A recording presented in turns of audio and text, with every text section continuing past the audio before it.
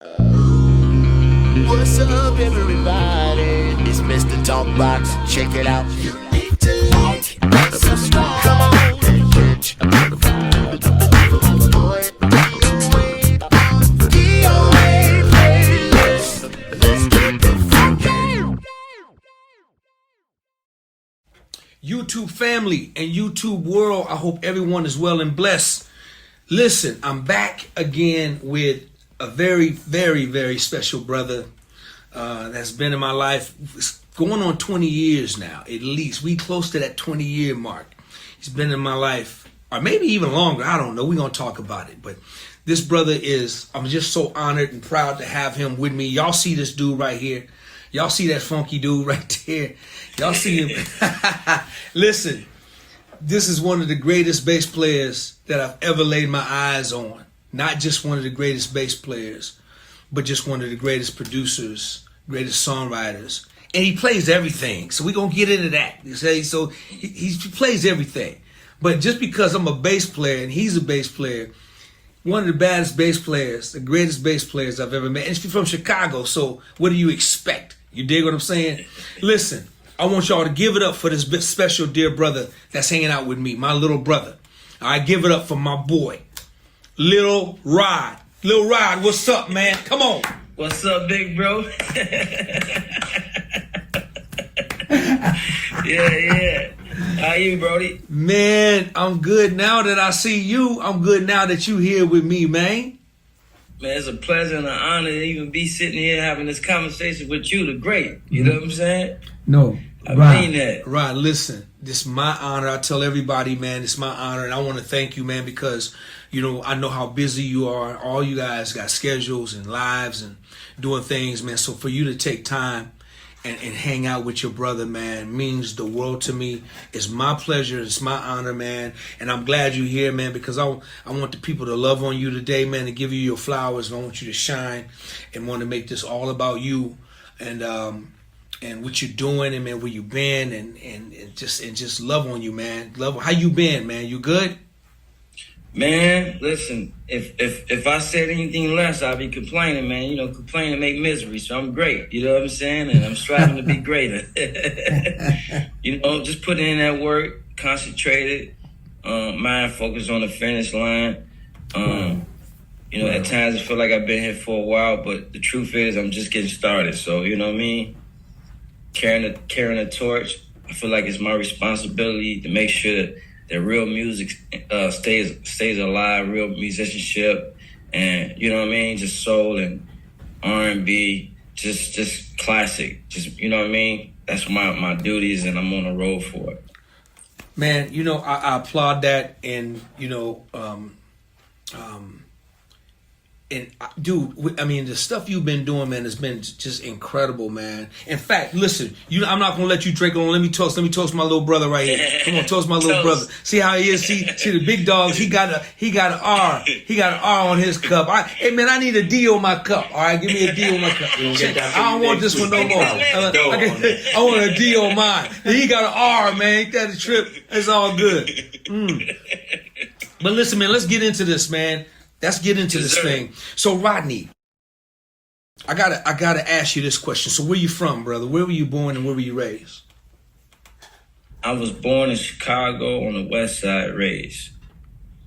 Yeah, Chicago, Illinois. I understand, man. Your whole family, man. You come from a musical family. Your whole background your family is just very musical. Yeah, it's generations. I don't know. They tell me it's at least 6 generations of my family. Yeah, it's just musicians. So you know. Now, Rodney, did you start? Did you start in the church? Grew up in the church, and they said at 5 years old I was a church drummer. So I was playing music before I even knew I was playing music. It's like it was just second nature to me. You know what I'm saying? And just so I could put this out there, you know, them kids from Chicago that's playing at 5, they playing like jokers that's 55. Trust me. I know how y'all get that. Something in that water over there, man. Something in that So Rodney, I gotta ask you this, man. Are you a PK? Oh yeah, yeah. My father's a pastor. My grandfather's a pastor. His mom and dad was a pastor, and my great grandfather was a pastor. Yeah, it's that's in the blood as well. Musicians, pastors, and carpenters. So coming up as a PK, and this, I'm glad. Let's get right to this, man. Coming up as because there's so much ground I want to cover with you. Coming up as a PK, man. As you got older, and then we're gonna double back. When you started getting into the secular world, was that a problem, or did you get support from your father as a pastor? Oh, it was a huge problem. You know what I'm saying? No support. You know, my father being a musician in the church, grew up, you know, around that time they wasn't getting paid as musicians, and they had, you know, a thing that musicians are not supposed to get paid, even like going playing for different churches, like you're supposed to do it for the Lord. So it's like, you know, it started with me going around the corner to play at somebody else's church at 13, 14 years old for $75. You know, he was not having that. And so, you know, hitting the secular side, that happened obviously when I was adult. But at that rate, you know what I'm saying? Anything that I did that wasn't for the gospel community was just like, what is he doing? So, okay, so if that's the case, why would he have a problem with you going around the corner playing, getting paid to play? Or was it just the fact that you wouldn't playing for his church, or were you doing both? How was that happening? I was doing both. I think it was just really more so his father taught him that you shouldn't do anything outside of playing for the church and do it for free, and which means he probably got it from his father and his father. I think it's just a generational tradition. You know what I'm saying? You know, we played at our church only, and that was just that. That's all they knew. So, my generation or myself is the first of my family to do anything outside of the main church, which opened the doors for my brothers and whoever else to, you know, get into the music and do their thing. So the main problem is, it's not so much he was mad at you for going around the corner than the other church getting $75. He had a problem with you just like playing for a different church and not just solely playing for your home church. Was that the biggest issue? Yeah, that was one of them. Got you. Mm-hmm. Let's double back, man. Let's double back. So 5 years old, you playing drums in the church. You're getting a little older. Take me through a little bit of that process. Well, yeah, I was playing drums, as I say. And then my dad tried to show me some little guitar, you know, chords here and there when I was 11 years old. And, you know, I just saw the bass just looked cooler, you know what I'm saying? And so I was going to a Christian school, and I remember it like it was yesterday because they started this gospel choir group, and they were trying to enter us in for the McDonald's contest to win $10,000. They're like, we got everything we can possibly need. We got a drummer, we got a keyboard player, we got the singers, but we don't got a bass player. I stuck my hand up and said, I can play bass. I never picked up a bass in my life. But my Uncle Dwayne and my Uncle Larry just kind of made the bass look cool and easy. My Uncle Dwayne made it look easy. My Uncle Dwayne made it look easy. My Uncle Larry made it look cool. You know what I'm saying? Uncle Dwayne had one bass, but was really finesse. Uncle Larry had the dopest basses anyone could think of. He just hit one note, man. It was like, oh, there goes Larry. You know what I'm saying? Walking in a room. So it's like, you know, I'm self-taught. And so my ability to watch and learn, I guess I could say that's a gift. So just watching them, you know, on Sundays, playing that thing just kind of made it look like it was easy. So when I told them I could play, I picked up the bass and it was like second nature. You know what I'm saying? Now, Rodney, how old were you at this time? I was 11 years old. 11 years old. And then I started getting into, now I started hearing the bass. Once I started playing it, I started hearing it in records. You know what I'm saying? Fred Hammond is one of the artists I used to just go home and just play that music and practice it every day. And then I got into like Marvin Sapp, you know, John P. Key. Then I started reading credits. I'm like, yo, who is this Maurice Fitzgerald dude? On all these records. So then I just became one of the biggest fans in the world of this Maurice Fitzgerald dude who's just on all these credits, you know what I'm saying? And so I just, you know, every day I come home from school, you know, my friends would go outside and play basketball. I just had a thing for coming home and playing that bass. I got whoopings at 2 a.m. sometimes that I should have been asleep, but I'm down there trying to pluck the bass with no amp on. You can hear the strings. My mama yelling down the street, Junior, put that bass down. You know what I'm saying? So I just practice every day. And, you know, truth be told, I had no clue that music was what I was going to do for my life, or for the rest of my life. It was going to be a big part of my life. Honestly, you know, I was young. Somebody asked me what I was going to be when I was growing up, and I was just like, the first answer I threw was a fireman. You know what I'm saying? I just thought maybe that's what I was going to be. And the phone calls started calling me. You know what I'm saying? I was very fortunate at the age of 13 to record my first record in the studio with one of my uncles. And 14, I got to playing with New Direction, Draw Grape. I came up on the Great Boy Productions, New Direction, Chicago Mass Choir, Joshua True, Praise 2, all them choirs and gospel choirs. So I started recording when I was 13. You know what I'm saying? And it's just one call led to another. And I could just say, I don't think I ever really had to make a phone call as a, you know, coming up in my teens or early 20s to get the work. It just came laid right in my face. It's like before I knew it, you know, I'm leaving school early to go catch a rehearsal, or leaving school early to go get on the plane. You know what I'm saying? And that's kind of how it all started. Wow. So your professional career started at age 13 for the most part. We can give it a little cushion and say 16, 17. 16, 17. Yeah. So by you playing on the scene, now this is happening all in Chicago, right?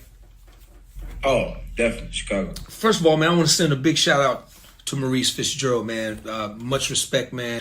So speaking of this brother who when you start reading the credits, you start seeing his name on all these albums. Did you get a chance to, when did you meet Fitzgerald, and how did he feel about a 13 to 16-year-old kid, you know, playing some of the work in Chicago, man? What was that vibe like? Man, I was 15 years old. Like I said, I met Gerald Gray, who was one of my godfathers, when I was 14, right? I was playing for Carl Mavens, and he was sitting in the back and walked up to me and got my information. And so he took me up under his wing. I'm at his house all the time. A lot of the greats birthed from there. Teddy Campbell, you know, Ethan Farmer, all of them, right? So Gerald pulled up to a session. It was Adrian B. King. I'm in the car with him. He's like, yeah. I was 15 years old, by the way. I'm in the car with him. He said, yeah, Maurice Fitzgerald is in there. I'm like, what? Yo. You would have thought it was Michael Jackson. Man, I couldn't believe it. Maurice Fitzgerald he's in there. I'm about to meet this guy. Oh my God. And I pulled up and I saw him. He had the 214 cabinet work. He had the work, whole thing going on, the work base and whole. It's like, man, I saw this guy, man. I probably almost fainted, man, when I saw him, man. Little old kid, man. I was just like the hugest fan of Maurice. I mean, I could imitate that guy in so many ways, just playing, how every little finger, little move, how you know what I'm saying?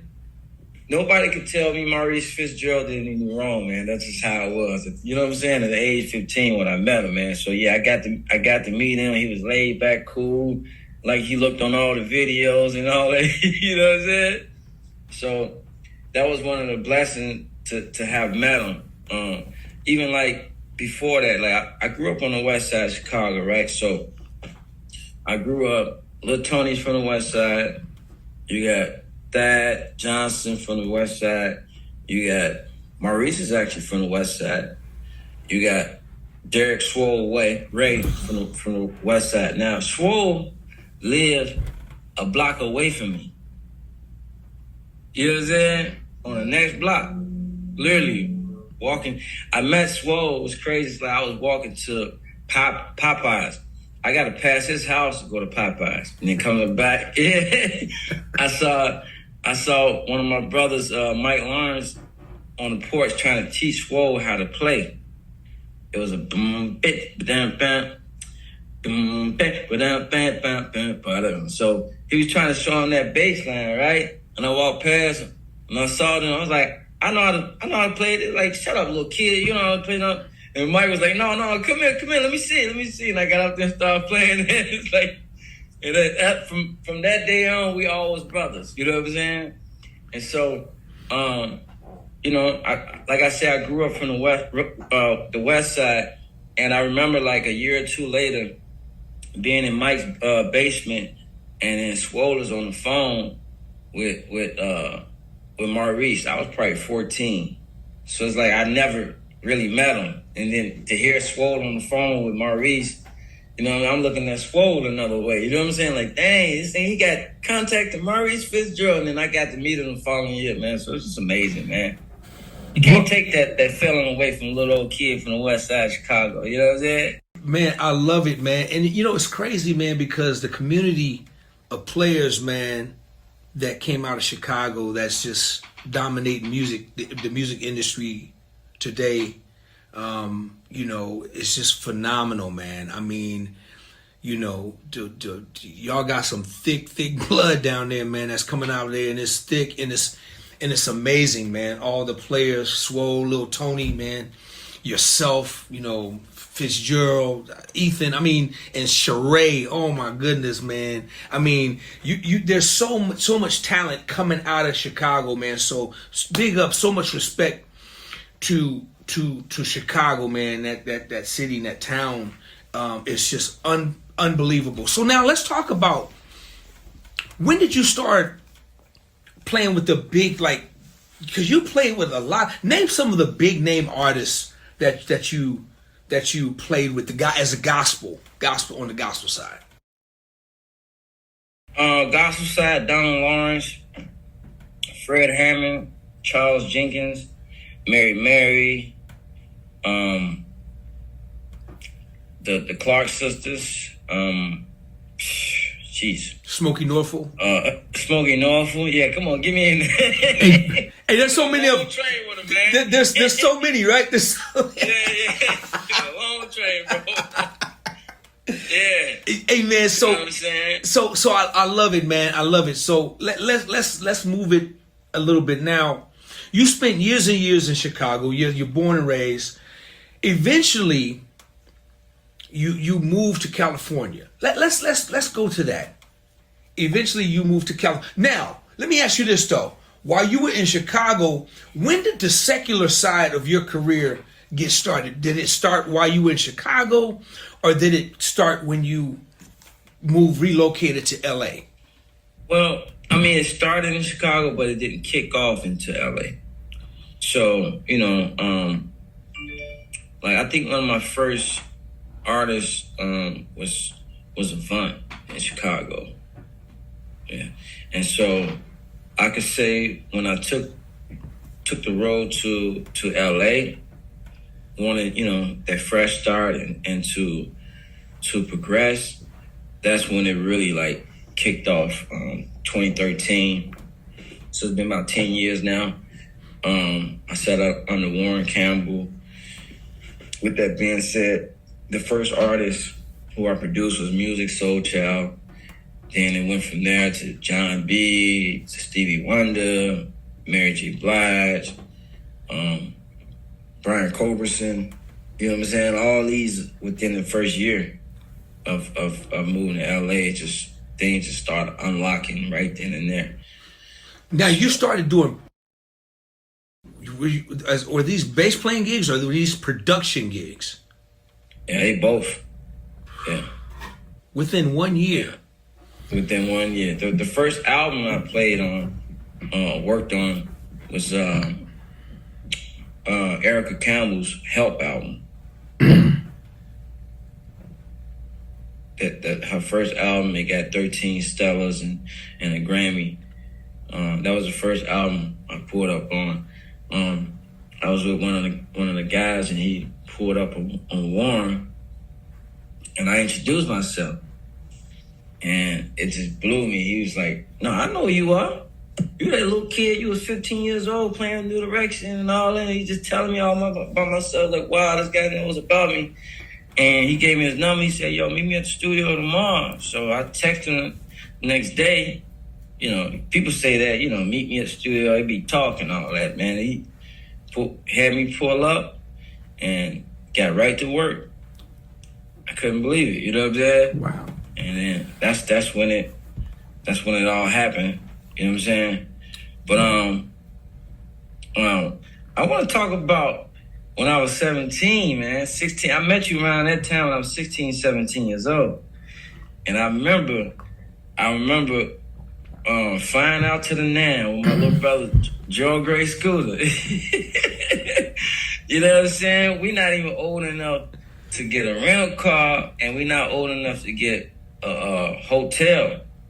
And I forgot how we was able to get that hotel in our name. We had to do something. My mom had to make a phone call, do something. She was working for Marriott or whatever. And so we got in that hotel, we got to the Nam, and that's when I ran into you. You know what I'm saying? And that's right. I remember the love. It was like this. We got you right here. It was you and E. Smith. You know what I'm saying? And y'all had me and Scooter in the car with, I remember the green Mercedes, the whole nine. Yeah, y'all drove up from Sac. You know what I'm saying? And wow. I could say that's when a lot started happening for me too, because I also remember y'all walking me over and getting me one of my first endorsements with Dunlop. You know what I'm saying? The whole nine yard. And then I got into the greasing aspect of bass playing. Yeah. Introduced me to something. See, Chicago, all we knew how to do was thump. You know what I'm saying? Then, of course, Ray Reed came around with the finger and stuff. I set up under him for a long time, too, on the finger side, so I learned how to groove a little different. But I tell you, you and E taught me that different funk. You know what I'm saying? And you know what, man? And so we not gonna make this about me, man. But dude, right now, man, I'll be watching you, dude, and you be driving me bananas, man. Dude, you be greasing on. Hey, man, you be greasing on church drives, man. I'm like, man, how's this dude doing all this? I'm like, but man, let's back up, because Rodney, man, people see you, man, and just like a lot of us, man, they see people and they just think just because where you are, they think that it hasn't been easy. And one of the main reasons, and it's not a bad thing, people are going to think what they think, but you're always in a good place, man. You're always happy, bro.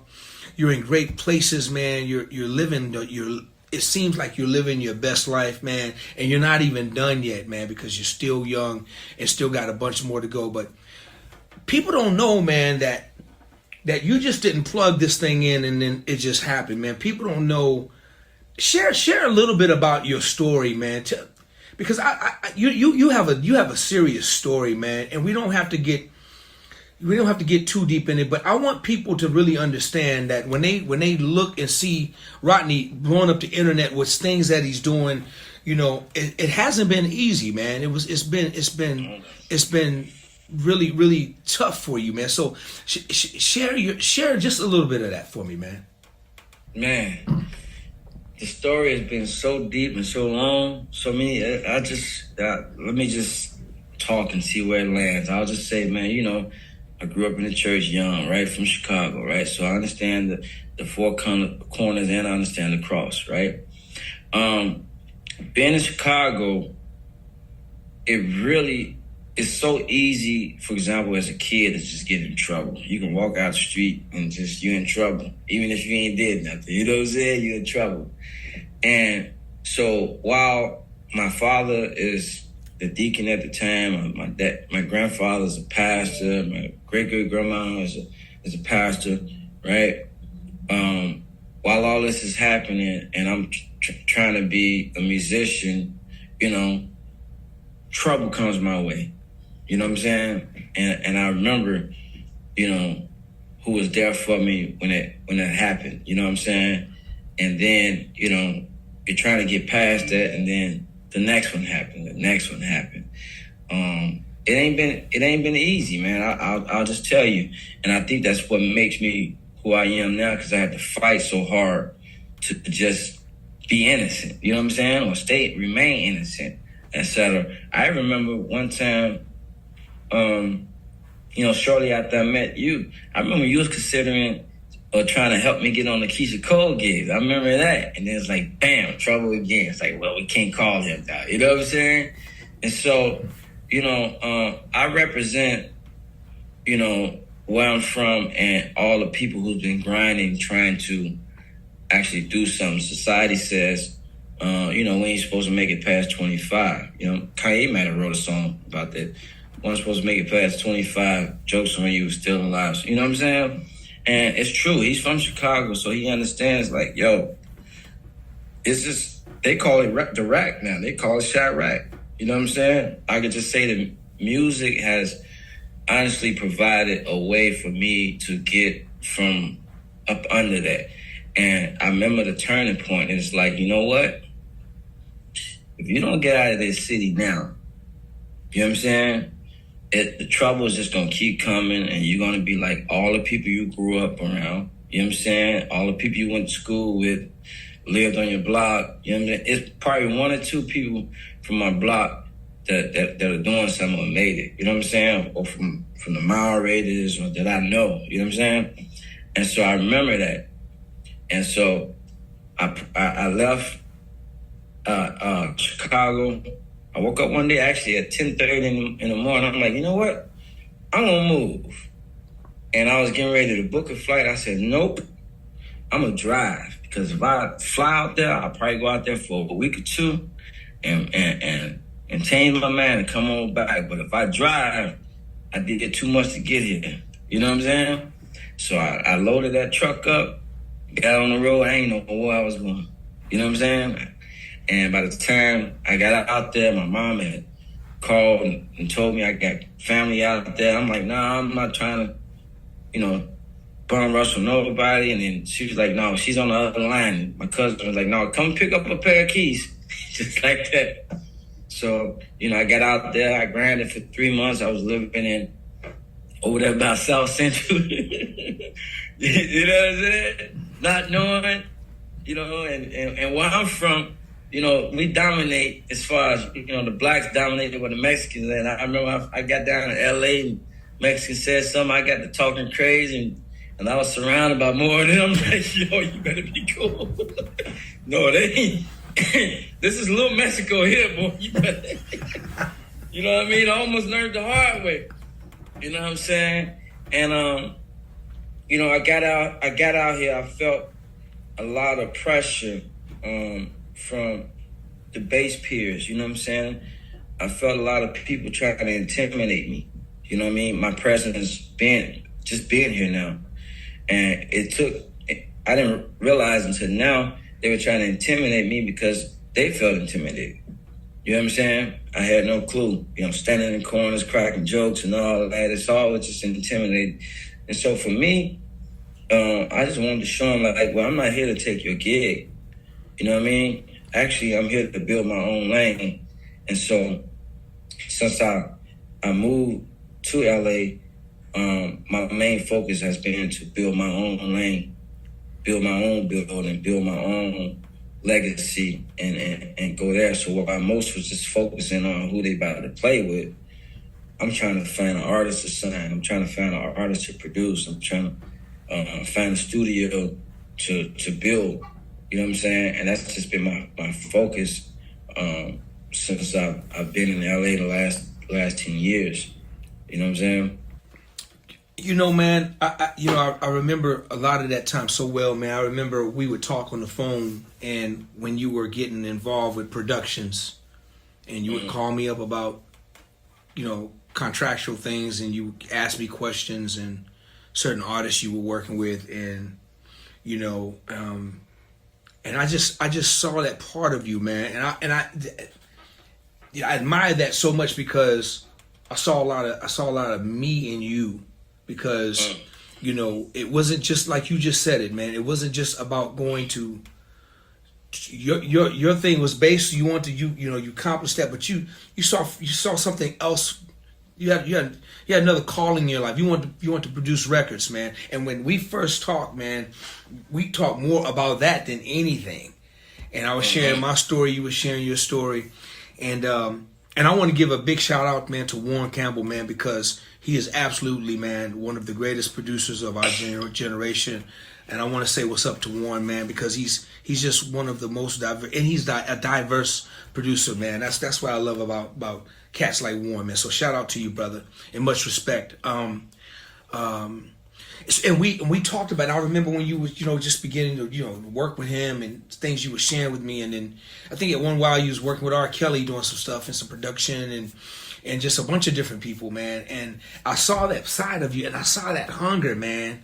I saw that fire, man. It was just more about, you know, D, I just can't just see myself being, you know, playing behind artists all my life. There's a bigger picture. I want to have my own thing. I want to do this, and I want to do that. And now to look at you today, and, you know, because when you were, you know, to be in LA for the first year, man, and accomplish so much within a year, man, that's crazy. That's unheard of, man. That's a major blessing, man. It took me 3 years to break in when I left my city. You come down, you know, plus you had already built a name for yourself, and then, you know, people knew who you are. People knew who you were. So, but a year, man, to accomplish what you accomplished, Rod, was just like incredible, man. And you're doing it at a high level, man. I mean, you know, your bass stuff was one thing, and now your production stuff is another thing that I want to get into more. So you stayed in LA for how long did you stay? Because I want to talk about when you moved to Atlanta. You made a move to Atlanta eventually. So you stayed in LA how long before you moved to Atlanta?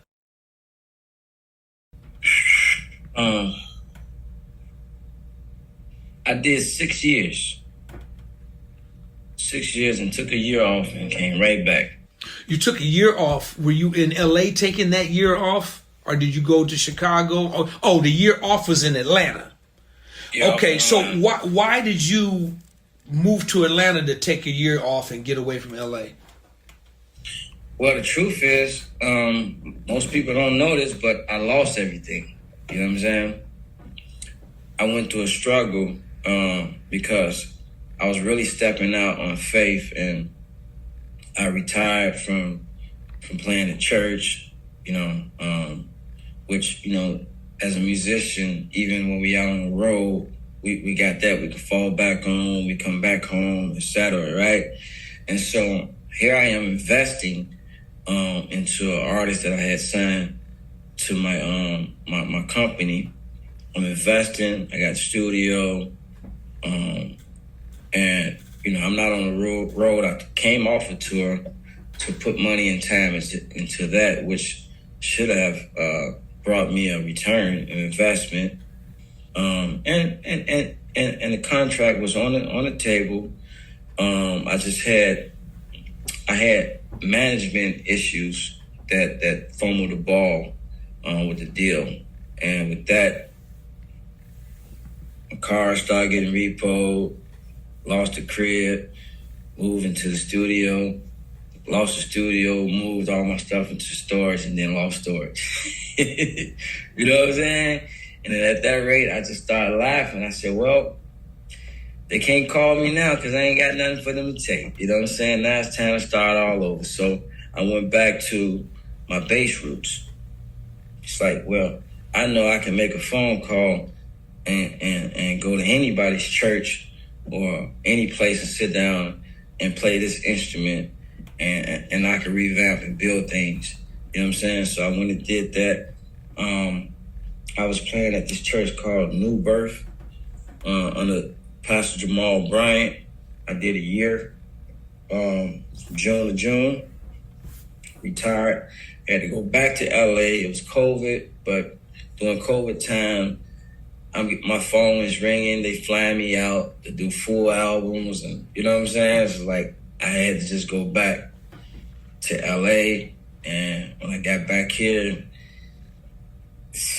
I thought what I was doing was something, went right to the next level, you know what I'm saying? And so the best thing ever, I think it was necessary too, because sometimes you need to have a little taste of experience of what it feels like. I need to understand that, you know, the more money you're going to get, it's going to be more problems. The more money you get, you're going to have to weave out some of the bad people on your team, or be careful who you have on your team, you know, type of situation. So, you know, that happening to me opened my eyes, you know what I'm saying? And it made me understand that I need to be very careful who I trust and who I have on my team. And, you know, people always said, yo, be careful of the knives and the forks out here. You know, big ups to my big bro, Donald Lawrence. You know, having people like him in my corner, or yourself in my corner, has always helped me just be able to make the right decision, or put me up on the game and what to look out for, etc. So when I took that break, it was me rebuilding, and I can proudly say I've rebuilt bigger and better than even before. You know what I'm saying? Brother, man, I love you for sharing that story. I knew all these things, but I love you for putting that out there, because somebody needs to hear it. You dig what I'm saying? Somebody needs to hear that coming from just one of the greatest of our time right now, and that's you. And we've all been there. I've been there. You know, I've been there because of reinvention. We've talked about it. And that's very, very powerful, you, man. I'm glad you're sharing it, man, because, you know, I'm telling you, man, if one person just gets it, man, then I'm blessed. Then this conversation is well worth it. Just if one person really picks up and really, really understand what this brother is saying, all I just need is one. If once somebody gets it, then man, it's well worth it, man. So that struggle's well worth it, man, because it's definitely gonna bless somebody, help somebody. I promise you. Absolutely. And because it's okay, because it's like he said, it's reinvented. You have to reinvent yourself. You went back to your roots. You went back to we talked a lot when you were in Atlanta, man. We talked a lot, and we talked a lot during that time. And I remember you were there, and I remember when you came back, man. So I want to say, man, right on to you for that, man. But now let's move on to where you are, man. Where you are right now, and things, man. There's a lot of great things that's been happening. For the production just took off for you, Rodney. You just started working with everybody, man. Who are some of the people you've been working with, just production wise, on the secular side, man? Some of the things, man, because you've been doing a lot of great things with a lot of great people, man.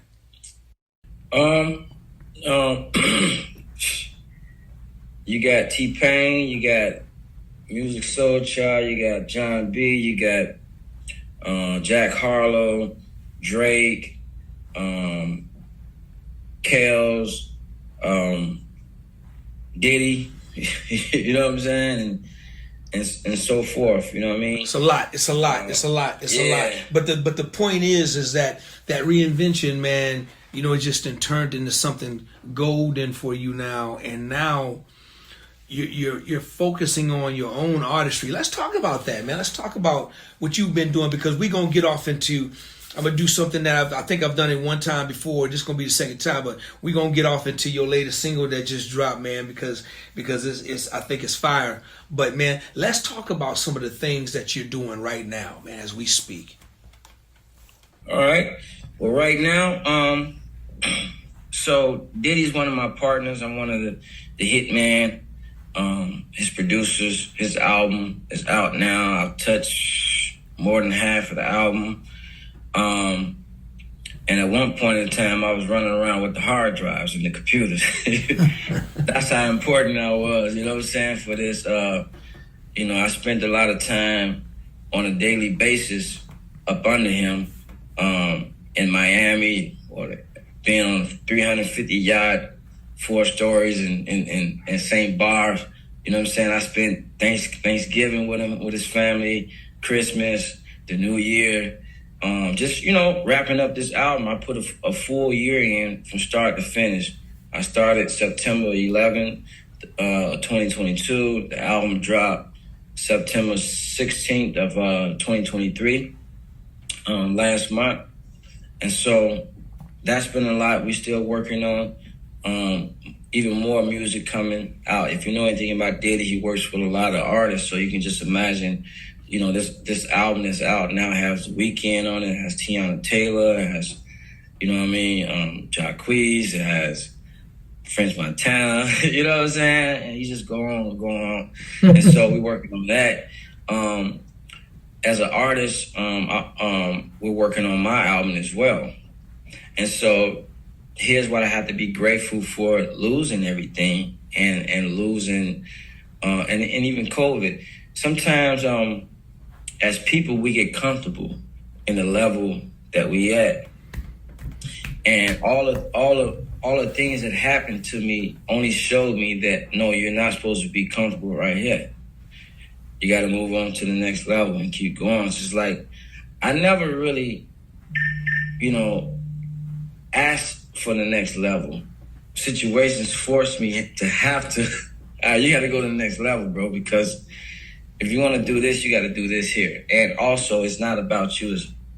You got to do this for the other people. You know what I'm saying? And that's what I worked for. So it's like, I remember being, you know, I'm a music producer. I remember being at home during COVID, and it's like, I'm making these beats. It's like, technically, we're not supposed to be in the studio with nobody. You know what I'm saying? With social distancing, the whole 9 yards, you know. So this is before I moved back to LA, right? So I'm like, I'm not finna sit here and wait on somebody to record to my beats. And then sometimes the artists don't get my they don't understand my process. Like, I'll make a skeleton beat, we write, sing, and then I'll come back behind it and color it up. That's just how I do. I can't sit here and just make a full beat and be done. And so sometimes people don't hear what could be there, and some may take their time getting around to it. Or I ask, like, you know what? I'm not waiting on nobody to get on this beat. I believe in this beat. I'm gonna get behind that mic and I'm gonna figure it out myself. And I got behind that mic, and really I started just rapping, or halfway singing, rapping. And it wasn't until recently I realized, shoot, I'm really getting good at this thing. I'm singing now. You know what I'm saying? I'm singing. You know what I mean? And I remember back in 2018, 2017, I'm trying to help bring R&B back with the artists that I was investing in. And when I lost everything, it's like, bam, you know, what more can you ask for? You're on the hottest R&B album of our time right now with Diddy that's out right now. You know what I'm saying? It's like, wow. I was trying to do it then, and here it is. years later, I'm doing it with one of the greatest that could ever do it. If you know anything about this music business, you can be the most talented person in the world, but if you don't have the back end, the resources, etc. to do it, good luck. You know what I'm saying? And Absolutely. so, I'm also on a journey to bring the right perspective back to real musicianship and artistry. So it's like you can have a label, right? These labels are signing these TikTok people who really are comedians or models, but got 2 million, 4 million, 10 million followers. They signing them. They can't sing or can't rap worth a lick. You know what I'm saying? Versus you got somebody over here, like, for example, myself, who multi-instrumentalist. You know what I'm saying? Endless genres I can sit in. You know what I mean? And so it's like, I'm on a road to make those executives pay for not investing to other creative people, you know what I'm saying, who may not have the resources like myself. You know what I'm saying? I've been fortunate enough to make some friends in some different places, so I can move around a lot different than a person who doesn't have all that. So I'm on a road to bring awareness back to real artistry. You know what I'm saying? And I won't stop, can't stop until I get it. You know what I'm saying? Just in motion. You feel me? Hey man, I love that. I love that right there. And if anybody can do it and be the driver and the quarterback of that journey, it's just gonna be you, because you are. I mean, dude. I mean, you are a full artist to the fullest. You're a musician to the fullest, man. I mean, you sit down on everything, man. You're just great at everything, man. So I love that journey. I love that mission, man. And speaking of that, just the different instrumentation, right? So growing up in Chicago, like I say, when I started playing bass, right? I wasn't taught. I just picked it up, right? So from every instrument, that's been a struggle. All right, I'm a drummer now. I'm trying to pick up my bass. I remember my dad wanted me to put the bass down, get back on the drums. You know what I'm saying? And then at this rate now, I'm so good playing bass. It's like I was trying to play the organ, for example, at the church. My dad was like, "Get back on the bass." You know what I'm saying? You're trying to move to the next level. I remember being in long 10-hour rehearsals, 12-hour rehearsals. And when you're in these rehearsals, the band takes a break, we go eat or whatever.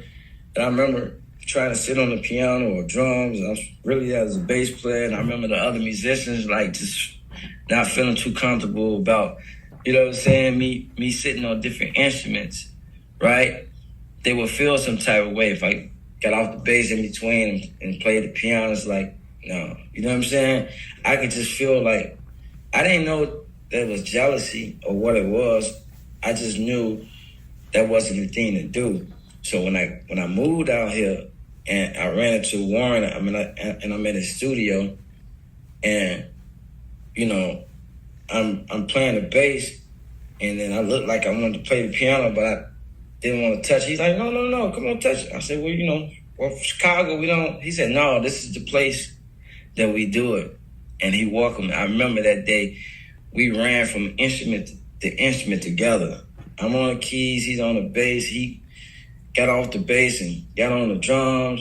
I got on the bass, and he got off the drums, got on the keys, and I got on the drums, and we started playing on percussion, and we just having a musical chair and going, you know what I'm saying? And I'm like, wow. And I didn't realize, I just remember being in Chicago, trying to be a producer, right? And it's like, okay, well, I could make a little mock-up on the piano, but make sure you got to call one of those piano players to do it. It's like, where I'm at now, it's like, that's not even how my brain process.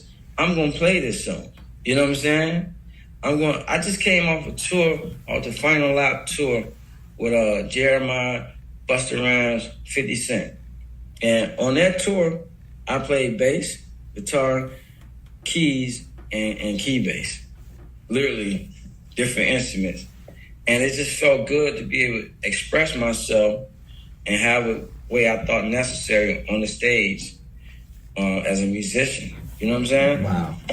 And so, you know, you mentioned something about, you know, big ups to Warren and all that and just the struggles. So I wanted to make sure that I laid that in your lap. You know what I'm saying? It's all good, man. It's very informative. Great information, man. And yeah, you play just so many different instruments, man. You play them all great, man. You mean, and that's a blessing, man. Let's talk about. Let's get into this single that just dropped, man. And the single is dope. The single is crazy, man. Let's talk about Surgical, man. Let's talk about it. Let's get into it. Tell me about Surgical, dog. So, my man T-Pain, man. I met T-Pain last year. Let's talk about T-Pain and we'll get into Surgical. Let's talk about T-Pain. So last year, I got a phone call from one of my friends. He's an engineer. His name Mike. Mike is like, yo, I'm at the studio with T-Pain. Can you pull up? Now, when Mike calls me, you know, most people in LA, they call me to pull up to the studio. They know I'm coming with multiple instruments. They know I'm for to do my thing, you know, producing. So what he didn't tell me was T-Pain was just looking for somebody who knew how to play keys. So I didn't know. So I come in there with the bass guitar, the acoustic guitar, the electric guitar, you know, different keyboard options. And I'm, you know, we hooking up. We at Record Plant.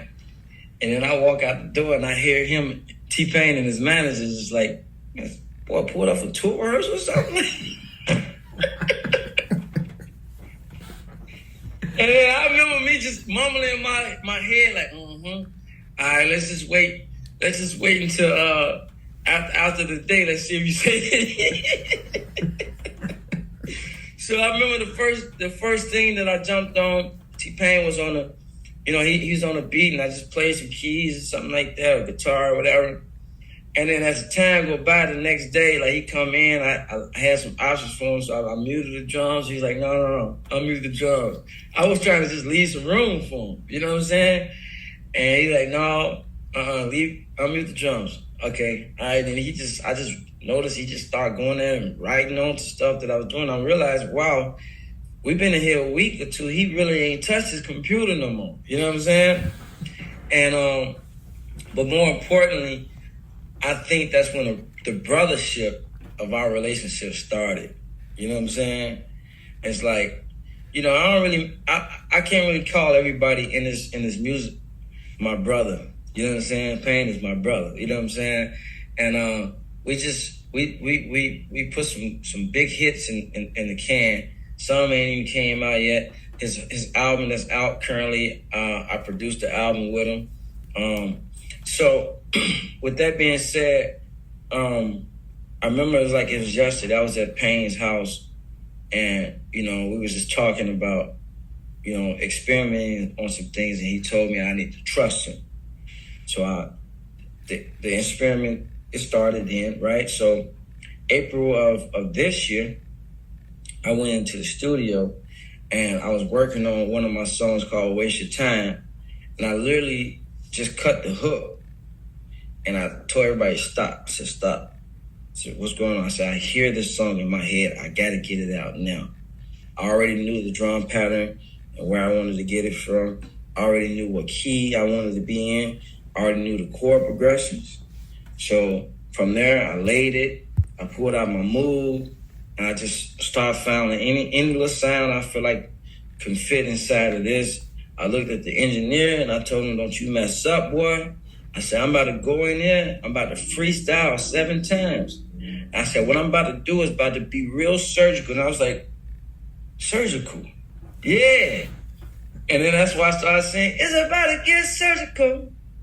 Bring your body front and center, girl. You're cutting up like a scissor, girl. Yeah.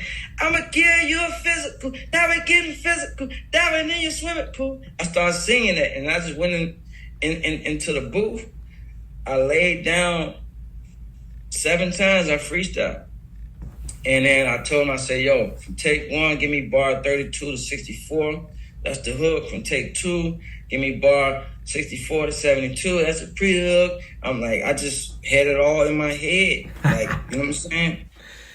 You start and you literally start doing surgery on them seven tracks that you cut, 7 right? takes, and I freestyle. And then at that rate, I had a group of a couple of writers in the room with me. I said, listen, it's here already. All we need to do is go fix the necessary lines. You understand? And so I just had them help me pin in a few lines here and there. Left that studio, was done with that record. And then I got ready to drop it actually a couple of weeks ago. And then I hit pain. Something said hit pain because this song and the way it was birthed had a lot to do with he and our relationship. You know what I'm saying? And the experimental part of it. I remember playing Pain, even a song before, right? And he said, it sounds good, but you need to do more. You need to do more. You need to add more to it. You need to just do as much as you can to that song that you can think and then start subtracting. And so the surgical, when I was making that song, I was in the studio, I was approaching it. How will Pain do this? You know what I'm saying? And then, you know, he's one of the folks, you know, when I'm making music, how would he approach it? You know, this guy is an amazing producer of all time. And at one point was to feature God. You know what I'm saying? And so I approached that song and I hit him up. I said, yo, you know, you mind jumping on this song? He said, absolutely. And he jumped right on it. And I feel like I got a bona fide T-Pain record. You know what I'm saying? All right, so listen. Yeah. Let's stop playing while we playing. Look, I got it right here, Doc. So what I'm getting ready to do, I'm getting ready to load this bad boy up, and we're going to come back and talk about it. Y'all, check out the single by my little brother, Lil Rod, all right? Featuring T-Pain, Surgical. Check this out.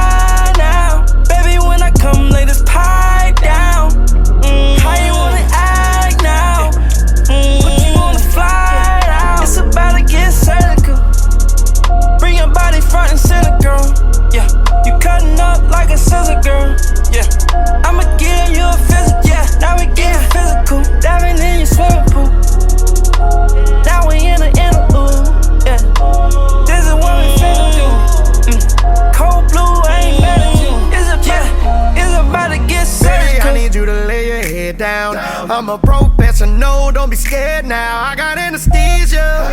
It's just some ice and tequila. Ooh, she want that lobotomy now. I see how you beat me curling up. She on top of me now and she got my scalpel in her cup. Baby, this roving, put on this roving. Take a deep breath, this might be cold. She don't have to get on and off the plane in a wheelchair. It's gonna be hours before it feel like I'm not still in there. And that's why all your friends keep on recommending me. I go by word of mouth. So baby, what that mouth do? I'm what you heard about. And yeah, I heard about you. I'm known for being patient. With my patience. All right, hold on. Come and get this free consultation.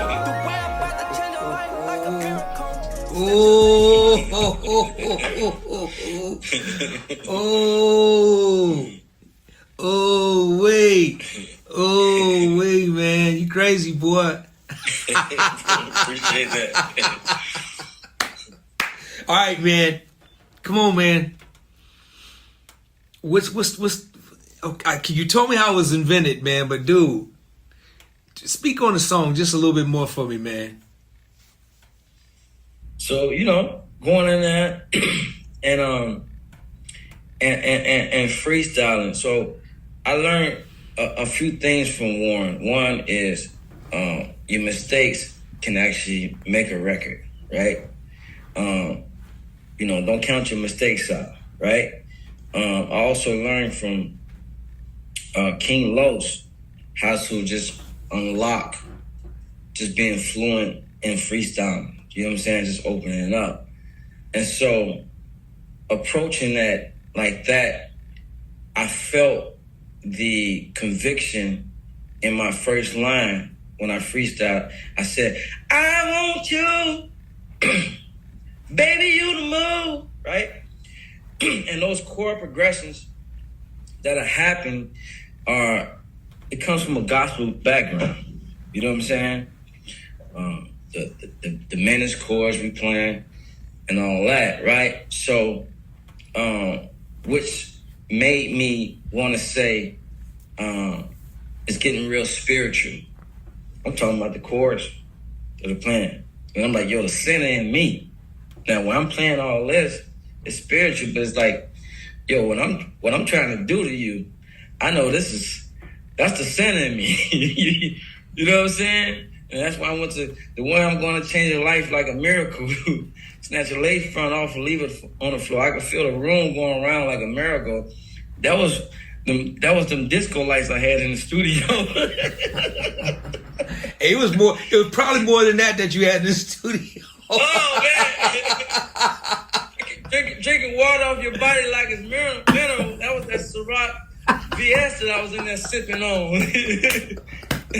Say you want to take it right now. You know what I'm saying? I had a little inspiration in the booth. You know what I'm saying? And I'm sure you did. I'm doing what I'm doing. I'm singing to that inspiration. You know what I'm saying? And you know, it's about to get surgical. I already told you that was the Pro Tools in my head. Like I know I'm about to take this from this take, this from this take. Yeah, that's a surgeon. I'm about to literally cut up some stuff and going. So I started taking those lines, even in that I was like, you cutting up like a scissor, girl. You know what I'm saying? I'ma give you a physical. Now we getting physical. Diving in your swimming pool. Yeah. Now we in the ooh. Yeah. This is what we finna do. Yeah. Cold blue, I ain't mad at you. Now in the song, I'm playing one note, right? On the keys. And I'm playing the third. You know what I'm saying? And I'm just beat through the whole. And what's crazy is most people don't know, I played that sound from the start of the track to the end. And now my engineer looking at me like, you could have took that and copy and pasted. I'm like, no. Not only did I want to get in the vibe, you know what I'm saying? Every time I push that button, was going to be a different velocity. It's going to be a different emotion in how I play it and hit that button. You know what I'm saying? And I just took that, and it's just, you can listen to the whole song, you're going to hear that beep, beep, beep. I'm literally just in there having fun. And every instrument that I'm hearing, there's a line for it. Cold blue, ain't mad at you. That's the beep sound. Cutting up like a scissor. That's me and Pro Tool. You're getting real spiritual. That's the chorus. And then at one point coming out of the Pain's verse I get, oh, down, oh, Lord. You remember that? You know what I'm saying? That's church all day, baby. And so, you know what I'm saying? Right. I felt like I had a little Marvin Winans in me. You know what I'm saying? Little commission and all that. You know what I'm saying? Like, I'm really just having fun, man. Just going down memory lane and playing. It made it easier for me to write the song and to talk about it because I actually produced the track. You know what I'm saying? And then later on, I started bringing in some of my producers' friends, you know, to maybe switch up a kick here, snare here, or whatever. Add a little key part here. Like, hey, what you think you hearing on it? One of my homies, S. Dot, jumped on it with me. Shout out to Leo. You know what I'm saying? And man, we just pulled that thing together. I mixed it. myself. Sent it to mastering. Nicholas Purcell, he mastered it. And bam. Man, listen, great record, man. Great production, great concept.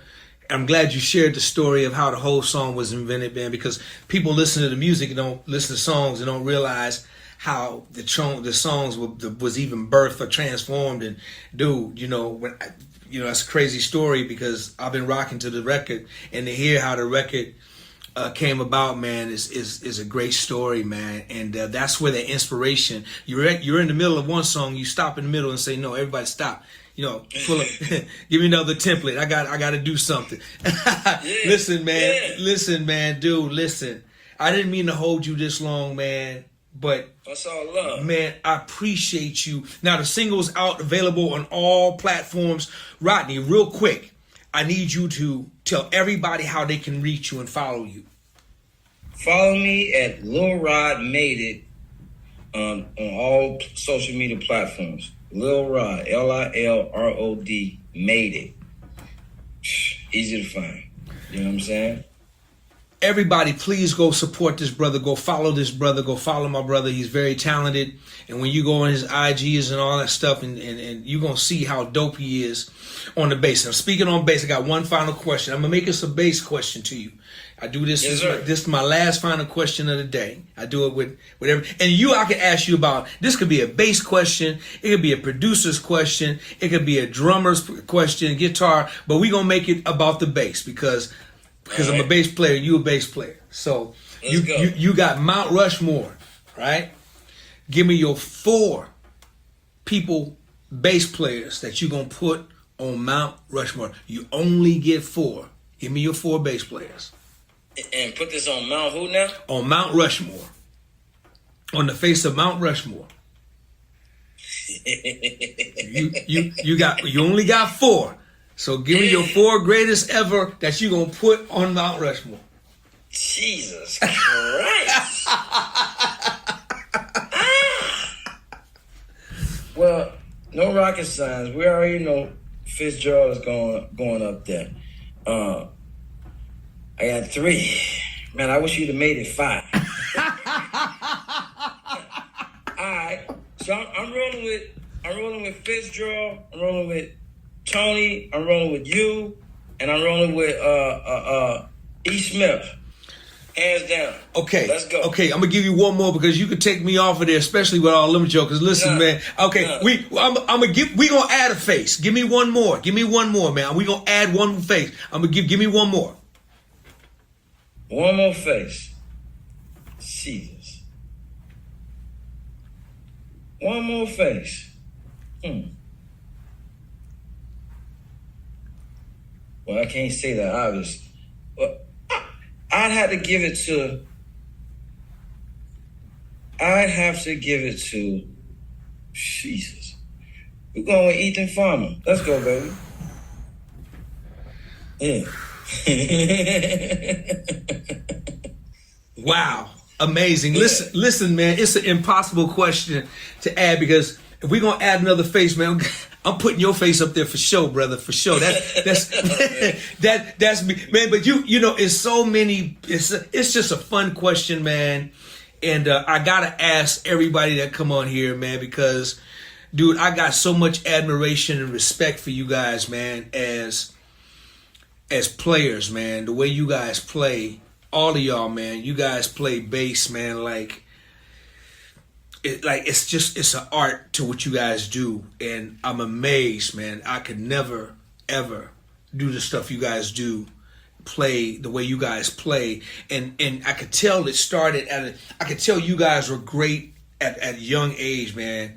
At a young age, man, and I just admire you brothers, man, for taking it to another. You guys basically took the instrument to another level that just was above and beyond even when I was growing up. I mean, dude, where you guys are with your talents and it's just not bass, man. It's Rodney, it's everything, man. It's just when you guys sit down on all these instruments, man. I mean, it just amazes me, man. And I'm just honored and proud, man, to be your brother, man, and to say, you know, that, hey, Lil Rodney, man, I know this brother, and this brother shares things, man, with me that's personal, and we talk, and we love on each other as brotherhoods, man. And dude, I'm rooting for you, man. I wish you all the great success, man. All the everything good that you got coming to you, and that's for you, man. I pray for it, man, and I wish you well in your endeavors, man. And keep doing what you're doing, man, because you got a lot of people that look up to you, Rodney. That's, you know, that's older than you, part of some in your generation or your age group, and younger. You guys are the next guys, man. You guys are the cats, man, to continue this thing and do what you're doing, man. So I want to say, man, thank you, my brother, for hanging out with me, man. And I wish you all, you know, the best, man, in your continued success, man. I will definitely get to. I didn't even know you produced Diddy's album, man. I didn't even know, man. So now I'm gonna go download that, and I'm proud of you, man, for everything you've been doing, man. Everything, because I know I know a lot of your story, man, and to see you doing it at this level, in this music business, in this time that we're in. You're right. It's a tough business right now, man. It really is. But to still see you winning and doing it at the level that you're doing it, man. Dude, it makes me proud, man, and I'm really happy for you, brother. I promise you that. I appreciate that, and like I say all the time, man. It takes the music industry it needs more people like you, like just real genuine and brothership. Like I say, from day one when I met you, it was all arms, and part of my success was I didn't want to let the people like yourself down. It's like, no, I got to do right. You know, when that time I got in that little trouble, you was going to call me and couldn't call me. I'm like, that made me grind a little different to make sure I can curve the bad energy, the negative things, and etc. It's like, I can't let somebody like you down. I can't let somebody like Donald Lawrence down, who's been in my corner, or Warren Campbell, or Charles Jenkins, or, you know what I'm saying? These are close people to me, and that's been a lot of reasons for my success, or just my drive. It's like, I'm doing it. I got to make sure I don't let these people down. I got to make sure I don't let myself down. And I'm also doing it for the people that's behind me, to show them that they can do it. So I'm running with this torch, and I'm running with this torch with a lot of aggression of I got to get it done by any means necessary, you know, type of vibe. And I just got to say, I appreciate you. I appreciate this platform, what you're doing here, and having me on. It's an opportunity to share my story. And I'm hoping that, you know, people take this story well, and it does something for them. It helps them see that, you know, you just got to keep going. Don't stop. You know what I mean? And more importantly, man, don't ever let nobody tell you no. You know what I'm saying? Don't let somebody's no stop your progression. And, you know what I mean? I'm moving forward with my music career. There's a lot of people who don't want to get involved with the artistry. But guess what? That can't make me feel no type of way, because there was a lot of people who didn't want to get involved with the producer's part. There's a lot of people who didn't want to get involved with me being the new bass player. You know what I'm saying? At 7, I'm just going down the rows of level. You know, now if somebody been around me long enough to see, they'll be a fool not to get involved. It's like, yo, he's come from here, he's here, and he's headed here. Get involved now, or you forever lose your chance. You know what I'm saying? I won't stop, man. I won't stop. I'm dropping this surgical. It's out right now, and I'm just gonna keep going. There's a lot of more features that we got, and we're gonna surprise everybody. I don't want to name them yet, but you know what I'm saying? We just getting started. You know that. Well, man, listen. I appreciate you. Listen, no, man, dude, that's beautiful, beautiful, well spoken, well said, and trust me, man, somebody's gonna get it. And right with that said, man, we're gonna put a button on it right there, man. And I just want to tell you once again, man, dude, thank you, man. I love you, man. I love you from my heart, bro, for real. And I'm so proud of you, man. See what you're doing, man. Y'all, give it up for my little brother, man, Lil Rodney. Give it up to him. Yes, sir. Appreciate you, King. Right on, King.